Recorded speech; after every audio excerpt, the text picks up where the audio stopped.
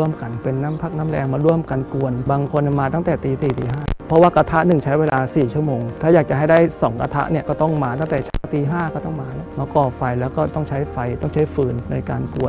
นตลอด4 ชั่วโมงไม่ต้องพักก็ต้องผัดกันเนี่ยมันก็ถือว่าเป็นความสามัคคีโยมทำเนี่ยไม่ได้มีรายได้นะถือว่ามาทำด้วยใจรายได้ที่ขายได้ทั้งหมดโยมก็เอาเป็นกองทุนไว้ทำบุญกันหมดจึงเรียกชื่อว่ากะละแมบุญมาทำกะละแมเนี่ยมากับ2 ปีแล้วอยากจะมาทำบุญด้วยก็เลยมาช่วยเขามาตั้งกลุ่มกะละแมขึ้นค่ะมันมีความสุขอะที่ได้มาจะได้มาเจอพวกกันได้เล่นอะไรกันอย่างเงี้ยได้รำพลากรกะละแมไปก็รำไปอย่างเงี้ยก็มีความสุขอะจ้ะถึงจะเหนื่อยแค่ไหนเราก็ทำได้เพราะมันมีเพื่อนมาทำด้วยไง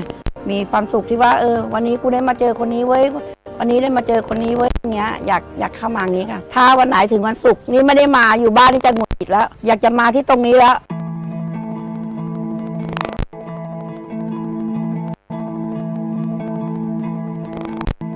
ส่วนใหญ่ที่เราพัฒนาเนี่ยก็อาศัยกำลังของพระเนรในวัดเป็นหลักแล้วก็ชาวบ้านที่ว่างเว้นจากการทำไร่ทำนาเนี่ยเข้ามาช่วยในการก่อสร้างพลิกจากผืนดินที่ว่างเปล่าที่รกร้างเนี่ยเนรมิตให้เป็นสถานที่ตรงนี้มันจะเป็นการเหมือนทำให้เขารักในสถานที่ที่เขาได้ทำขึ้นมาเอาสินค้าในสถานที่ที่เราปลูกนี่แหละเอาไปขายแล้วก็จากญาติโยมในละแวกนี้ละแวกใกล้เคียงมาร่วมกันขายออกร้านขายแล้วก็พัฒนามีร้านกาแฟเป็นที่พักผ่อนมาแล้วก็มีน้ำดื่มมีเครื่องดื่มไว้รองรับแล้วก็รายได้ทั้งหมดก็เข้าวัดอันนี้ก็เป็นการสร้างงานสร้างอาชีพให้แก่ลูกศิษย์แล้วโยมมาทานโยมก็ได้บุญด้วยคนที่เข้ามาเนี่ยมีน้ำใจมีการแบ่งปันมีการให้ไม่ได้จะแสวงหากำไรอย่างเดียวและหลายคนมาด้วยใจอย่างญาติโยมที่มากวนกะละแมมาปลูกไม่ได้มีรายได้อะไรเลยรายได้จากการที่ขายผักรายได้จากการกวนกะละแมก็ดีโยมก็ตั้งเป็นกองทุนแล้วก็เพื่อจะทำบุญนอกจากทำบุญที่วัดหกกระทิงเองก็ยังไปทำบุญที่ต่างๆแล้วก็จะมีกองทุนมีบัญชีที่โยมจำหน่ายแล้วเนี่ยก็เข้าในบัญชีมีโยมดูแลอุปสรรคมีบ้างครับสำหรับคนรุ่นเก่าและคนรุ่นใหม่นะครับอาจจะมีแนวคิดที่ขัดแย้งกันนะครับเราก็ใช้กิจกรรมในด้านศาสนานะครับเป็นการหล่อหลอมให้ทุกคนเข้าใจนะครับว่าทุกวันนี้โลกหมุนเวียนเปลี่ยนไปนะครับเราต้องมีการปรับตัวครับอย่างเราเจอปัญหาคือโยมไม่เข้าใจพระทำไมต้องทำวัดให้วุ่นวายพระมันทำไมต้องมาขายกาแฟเนี่ยเข้าใจเราก็พยายามอธิบายตรงนี้เราทำเพื่อประโยชน์ชุมชนที่เราทำเนี่ยถ้าเรามองกลับกันมันเป็นการสร้างงานสร้างอาชีพให้แก่ลูกศิษย์ลูกหาที่เข้ามาดูแลวัดตรงนี้ก็เป็นรายได้เป็นอาชีพของเขาแล้วที่เรามาทานกาแฟเนี่ยเราก็ได้ทำบุญไปด้วยเพราะว่ารายได้จากการหักค่าใช้จ่ายเนี่ยเราก็เข้าทำนุบำรุงวัดเป็นค่าน้ำไฟเป็นการพัฒนาวัดต่อนะครับก็พยายามอธิบายให้เขาเข้าใจว่าเราไม่ทำในทางธุรกิจพระไม่ได้ไปนั่งชงกาแฟเองก็มีลูกศิษย์ลูกหาทำหมดดูแลหมดเพียงแต่ว่าเราก็เป็นคนดูแลอยู่เบื้องหลังได้บุญค่ะ เราได้ความสุขถ้ามาวัดช่วงเช้าไปแล้วก็ทำงานที่บ้านเมื่อก่อนวัดเคยเป็นศูนย์รวมแต่พอมีอินเทอร์เน็ตมีโทรศัพท์มี Wi-Fi อะไรอย่างนี้มันทำให้ผู้คนห่างเหินจากวัดอย่างเงี้ยค่ะมันก็เลยไม่ได้เข้าวัดก็เลยมีคนเข้าวัดน้อยก็เลยต้องทำสถานที่ที่แบบดึงคนเข้ามาในวัดเหมือนเดิมอย่างเงี้ยค่ะผลตอบรับก็ค่อนข้างดีโยมก็เข้าใจมากขึ้นเราทำเพื่อชุมชนมีรายได้วัดมีคนรู้จักมากขึ้นมีคนมาท่องเที่ยวโยมก็ได้มาทำบุญได้มาเห็นการพัฒนาของวัดแล้วเราก็พยายามทำให้วัดเนี่ย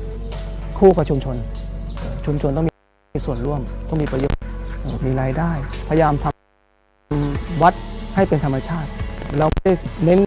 ในด้านวัตถุอะไรจะต้องไปสร้างพระใหญ่จะต้องไปสร้างเสนาสนะใหญ่ๆเน้นก็คือธรรมะกับธรรมชาติก็ต้องเป็นด้วยกันเราก็ไม่ได้คาดหวังอะไรก็ถือว่าเราทำเหตุให้มันดีแล้วผลมันก็ดีมาเองคือเราก็ไม่ได้วางแผนไกลมากมายแต่ว่าเราก็พยายามจะอยู่กับปัจจุบันก็คือทำปัจจุบันให้ดีถ้าเหตุดีผลก็ดีให้ความสัมพันธ์เราเนี่ยยังดีขึ้นได้ยิ่งขึ้นไปถือว่ากับวัดในชุมชนโดยการมีส่วนร่วมผู้นำชุมชนมาร่วมกันโดยที่วัดเราเนี่ยสนับสนุนเป็นศูนย์กลางของชุมชนนึกถึงย้อนถึงอดีตที่มีอะไรเราก็มาร่วมกันมาจัดกิจกรรมที่วัดเนี่ยเราอยากจะได้วิถีเก่าๆกลับมาเพราะว่าสมัยนี้เราก็จะมันห่างวัดก็จะมีที่อื่นที่ไปเยอะแยะมากมายก็จะห่างวัดไปเรื่อยๆเราก็พยายามทำตรงนี้เพื่อจะดึงคนให้เข้าวัดมากขึ้นมีอุบายแล้วเราก็ค่อยสอดแทรกเรื่องของทานศีลภาวนาเรื่องธรรมะอะไรเนี่ยเราก็จะมีโอกาสสอดแทรกมากขึ้นถ้าคนใจเข้ามาวัดแล้วเราค่อยๆดึงดูดไปเรื่อย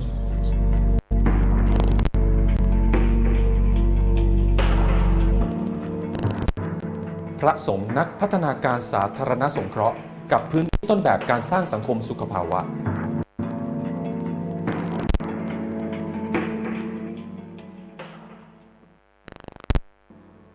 เห็นเด็กที่อยู่ในวัดทำไมเด็กเยอะจังก็เลยสอบถามพระอาจารย์แล้วก็พระภิกษุที่อยู่ในวัดบอกว่าเด็กเหล่านั้นคือเด็กกำพร้าที่ท่านอุปการะ แรงบันดาลใจจากความทุกข์ยากลำบากในอดีตที่เราเจอด้วยตัวเราเอง เมื่อเราได้พบเจอสิ่งเหล่านั้นแล้วเรามีโอกาสที่จะ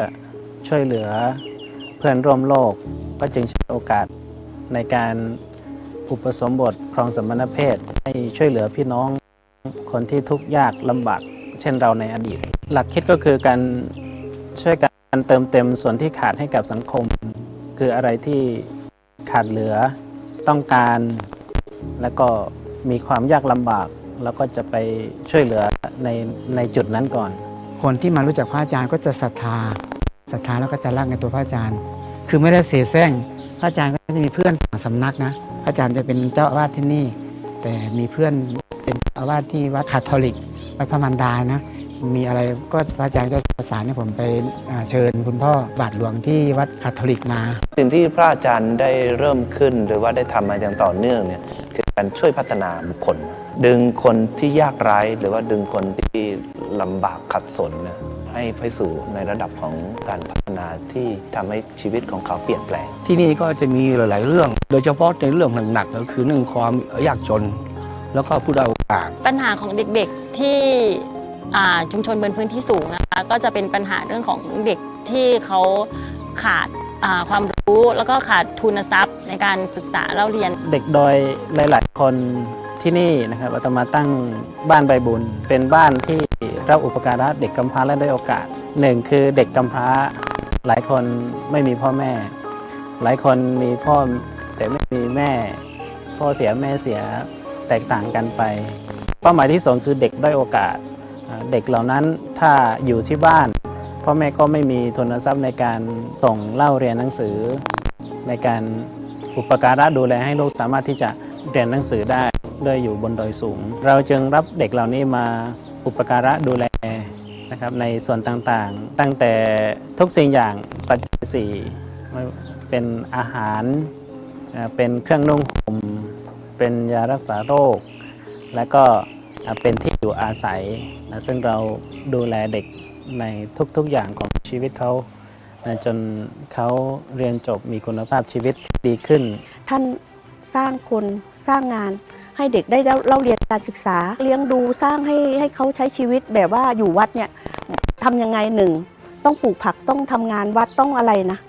เหมือนต้องช่วยงานวัดต้องอะไรนะแล้วก็มีหน้าที่ไปเรียนเมื่อสร้างคนสร้างงานเสร็จแล้วท่านสร้างชุมชนเราก็ได้ทำงานง่ายขึ้นเพราะว่าเป็นภาคีเครือข่ายที่ดีต่อกันท่านเองก็รู้ถึงอุปสรรคหรือปัญหากับเด็กๆที่ชุมชนบนพื้นที่สูงเนี่ยดีซึ่งท่านเองก็สามารถที่จะตอบโจทย์เราได้มากแล้วก็ช่วยเราได้มากในด้านนี้แล้วเราเองเนี่ยไม่ว่าจะทำกิจกรรมอะไรอยู่ตรงไหนท่าน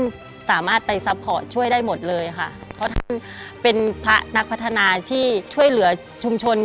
ในธุรกันดารบนพื้นที่สูงอยู่แล้วตอนแรกพระอาจารย์ขึ้นไปบริจาคของบนดอยครับแล้วก็เจอพวกผมแบบไม่มีโอกาสได้เรียนครับพระอาจารย์เลยเอามาอุปการะมาเรียนในเมืองครับอยู่บนดอยไม่เคยมาอยู่ในเมืองแบบนี้ครับอยากมาแล้วก็อยากเรียนตอนเช้าตื่นขึ้นมากวาดครับกวาดเสร็จแล้วกินข้าวอะไรพวกนี้ครับไปโรงเรียนพระอาจารย์จะแจกเงินแล้วก็ขนมแล้วก็นมครับพระอาจารย์เป็นตัวแบบได้ทุกๆเรื่องเลยเด็กๆเองเขาก็ทุกคนที่มาเขาประทับใจหมดค่ะพระอาจารย์ท่านมีวิธีการสอนที่ไม่ได้เหมือนในโรงเรียนทั่วไปท่านมีวิธีฝึกของท่านอีกอย่างหนึ่งไม่ได้เป็นเหมือนวัดทั่วไปที่เข้าไปตั้งนั่งสวดมนต์นั่งสมาธิอย่างเดียวอย่างนี้ค่ะท่านจะสอนให้การรู้จักบำเพ็ญประโยชน์รู้จักช่วยเหลือผู้ที่ด้อยโอกาสกว่าอย่างนี้ค่ะท่านจะสอนด้านนี้แล้วก็ฝึกอาชีพให้เด็กๆได้สามารถที่นำกลับไปใช้ในที่บ้านของตนไปพัฒนาในหมู่บ้านของตนเองค่ะก็มีหลายองค์กรที่เข้ามาช่วยครับว่าบริจาคเงินให้พระอาจารย์แบบนี้ครับแล้วอาจารย์ก็บริหารให้พวกผมต่อครับเด็กที่นี่ ถึงแม้ว่าเขาจะเป็นเด็กกำพร้าและด้อยโอกาสแต่เขาไม่ได้มองตัวเขาเป็นอย่างนั้นว่าเขาเป็นทั้งเด็กเก่ง และก็เป็นทั้งเด็กดีควบคู่กันไปด้วยนะทำให้คุณภาพชีวิตที่เขาใช้ชีวิตอยู่เนี่ยดีกว่าเด็กข้างนอกทำให้เขามองว่าเขานี่ดูดีกว่าคนอื่นแม้แต่สังคมข้างนอกที่เข้ามาพบเข้ามาเห็นเขาก็มองว่าเด็กที่เนี่ยคือเด็กที่เป็นเด็กที่มีคุณภาพชีวิตที่ดี โครงการที่ท่านทำเป็นสิ่งที่ดีมากเลยนะคะแล้วก็พัฒนาต่อยอดไปได้เยอะท่านเวลาท่านทำท่านจะไม่ได้ทำเล็กๆท่านจะทำให้ไม่ใช่แค่ฝึกตอนนี้แล้วก็จบท่านจะต้องทำให้ต่อยอดให้สามารถเป็นศูนย์เรียนรู้ เด็กที่เรียนจบจากที่นี่ก็